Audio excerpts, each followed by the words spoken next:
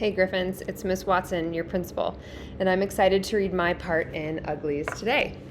Yesterday, we met Tally Youngblood, a 15-year-old awaiting her turn for surgery to turn from an ugly to a pretty. She couldn't wait to see her best friend Paris, who had already had surgery, so she set out for New Pretty Town in search of him. Let's see what happens. The mansion was full of brand new pretties. The worst kind, Paris always used to say.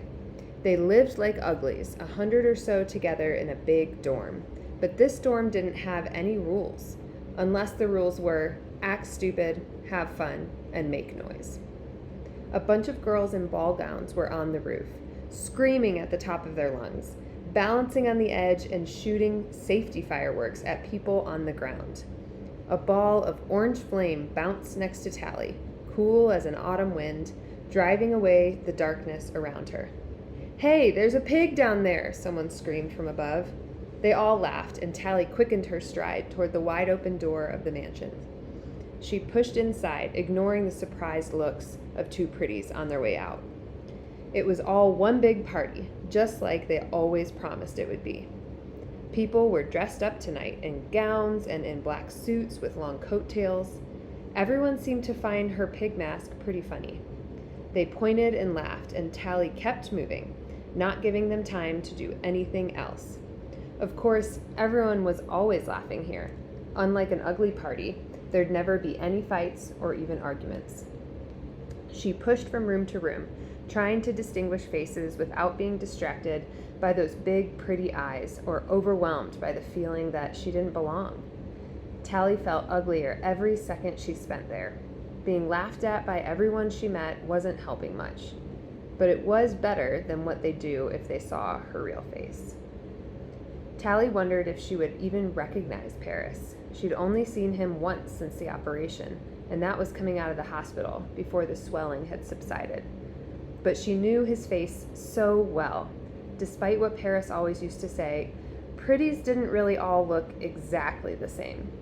On their expeditions, she and Paris had sometimes spotted pretties who looked familiar, like uglies they'd known, sort of like a brother or sister, an older, more confident, much prettier brother or sister, one you'd be jealous of your whole life if you'd been born 100 years ago. Paris couldn't have changed that much. "Have you seen the piggy?" "The what?" "There's a piggy on the loose." The giggling voices were from the floor below. Tally paused and listened. She was all alone here on the stairs. Apparently, pretties preferred the elevators. "How dare she come to our party dressed like a piggy? This is white tie." "She's got the wrong party. She's got no manners looking that way." Tally swallowed. The mask wasn't much better than her own face. The joke was wearing thin. She bounded up the stairs, leaving the voices behind. Maybe they'd forget about her if she just kept moving. There were only 2 more floors of the Garbo mansion to go, and then the roof. Paris had to be here somewhere, unless he was out on the back lawn, or up in a balloon, or a party tower, or in a pleasure garden somewhere with someone. Tally shook away that last image and ran down the hall, ignoring the same jokes about her mask, risking glances into the rooms one by one. Nothing but surprised looks and pointed fingers, and pretty faces, but none of them rang a bell. Paris wasn't anywhere. "Here, Piggy Piggy! Hey, there she is!" Tally bolted up to the top floor, taking 2 stairs at a time. Her hard breathing had heated up the inside of the mask, her forehead sweating, the adhesive crawling as it tried to stay attached. They were following her now, a group of them, laughing and stumbling over one another on the stairs. There wasn't any time to search this floor. Tally glanced up and down the hall. No one up here, anyway. The doors were all closed. Maybe a few pretties were actually getting their beauty sleep. If she went up to the roof to check for Paris, she'd be trapped. "Here, Piggy Piggy!" Time to run. Tally dashed toward the elevator, skidding to a halt inside. "Ground floor," she ordered. She waited, peering down the hall anxiously, panting into the hot plastic of her mask. "Ground floor," she repeated. "Closed door." Nothing happened. She sighed, closing her eyes. Without an interface ring, she was nobody. The elevator wouldn't listen. Tally knew how to trick an elevator, but it took time and a penknife. She had neither. The first of her pursuers emerged from the stairway, stumbling into the hall. She threw herself backward against the elevator's sidewall, standing on tiptoe and trying to flatten herself so they couldn't see her.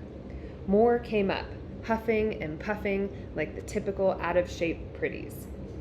Tally could watch them in the mirror at the back of the elevator, which meant they could also see her if they thought to look this way. Where'd the piggy go? Here, piggy! The roof, maybe? Someone stepped quietly into the elevator, looking back at the search party in bemusement. When he saw her, he jumped. Goodness, you scared me. He blinked his long lashes, regarding her masked face, then looked down at his own tailcoat.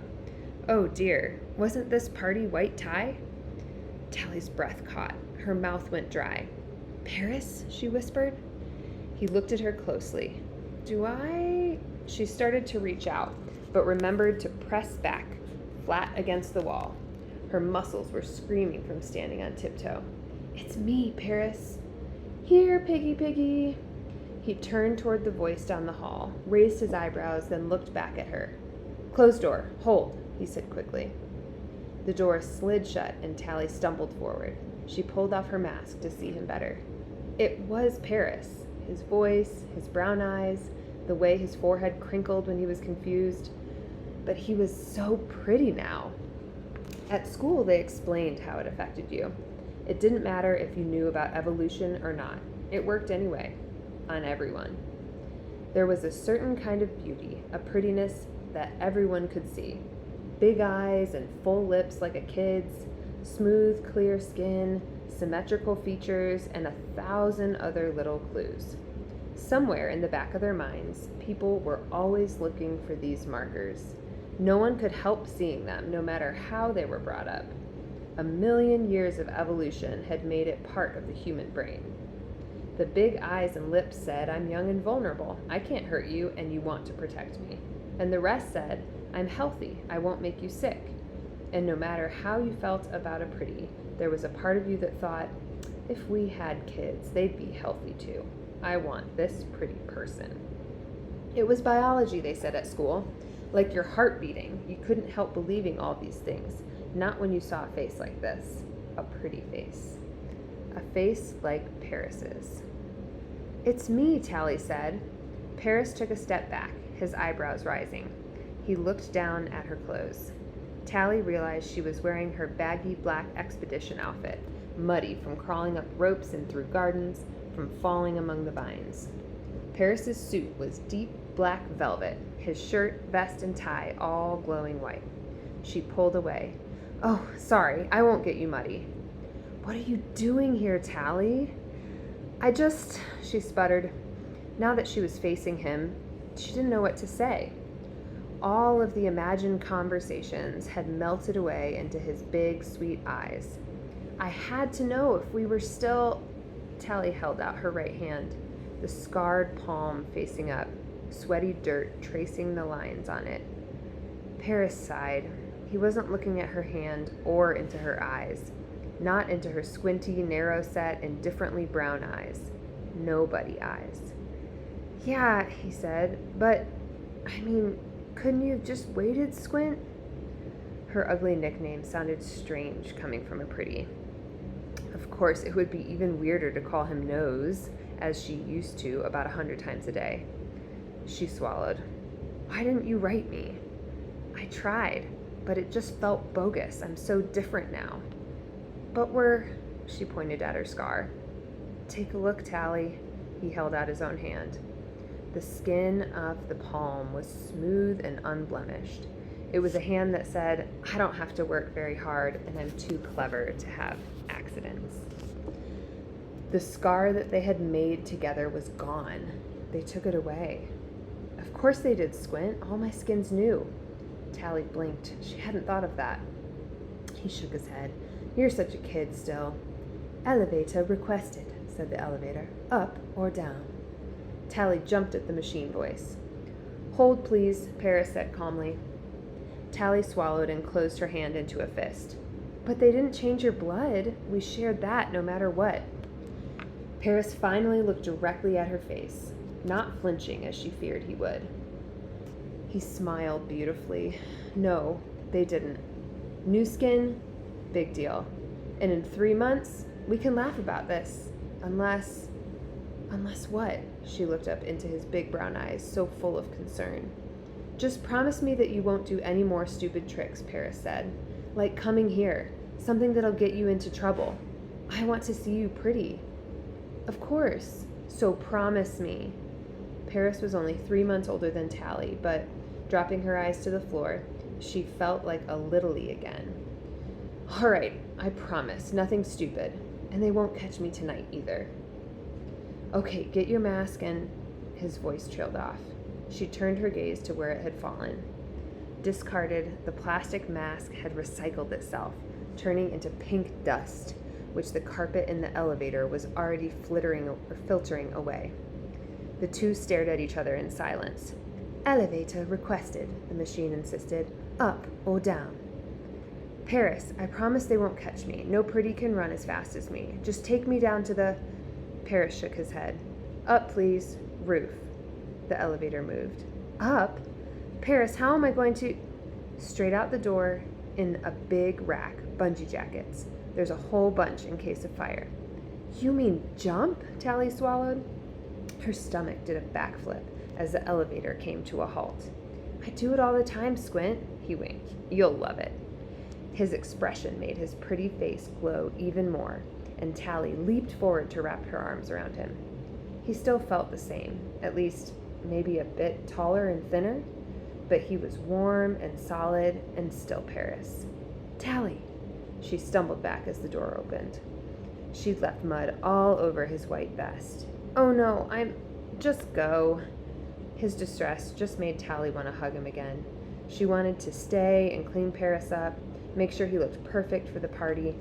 She reached out a hand. Go. But we're best friends, right? He sighed, dabbing at a brown stain. Sure, forever. In 3 months. She turned and ran, the doors closing behind her. At first, no one noticed her on the roof. They were all looking down. It was dark, except for the occasional flare of a safety sparkler. Tally found the rack of bungee jackets and pulled at one. It was clipped to the rack. Her fingers fumbled, looking for a clasp. She wished she had her interface ring to give her instructions. Then she saw the button, press in case of fire. Oh, crap, she said. Her shadow jumped and jittered. 2 pretties were coming toward her, carrying sparklers. Who's that? What's she wearing? Hey, you! This party is white tie. Look at her face. Oh, crap, Tally repeated, and pressed the button. An ear-shattering siren split the air, and the bungee jacket seemed to jump from the rack into her hand. She slid into the harness, turning to face the 2 pretties.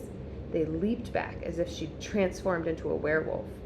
One dropped the sparkler, and it extinguished itself instantly. Fire drill, Tally said, and ran toward the edge of the roof. Once she had the jacket around her shoulders, the strap and zipper seemed to wind around her, like snakes, until the plastic was snug around her waist and thighs. A green light flashed on the collar, right where she couldn't help but see it. Good jacket, she said. It wasn't smart enough to answer, apparently. The pretties playing on the roof had gone silent and were milling around, wondering if there really was a fire. They pointed at her, and Tally heard the word ugly on their lips. What was worse in New Pretty Town, she wondered, your mansion burning down or an ugly crashing your party? Tally reached the edge of the roof, vaulted up onto the rail, and teetered for a moment. Below her, pretties were starting to spill out of Garbo Mansion onto the lawn and down the hill. They were looking back up, searching for smoke or flames. All they saw was her. It was a long way down, and Tally's stomach already seemed to be in free fall. But she was thrilled, too. The shrieking siren, the crowd gazing up at her, the lights of New Pretty Town, all spread out below like a million candles.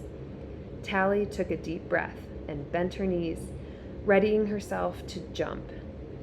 For a split second, she wondered if the jacket would work since she wasn't wearing an interface ring.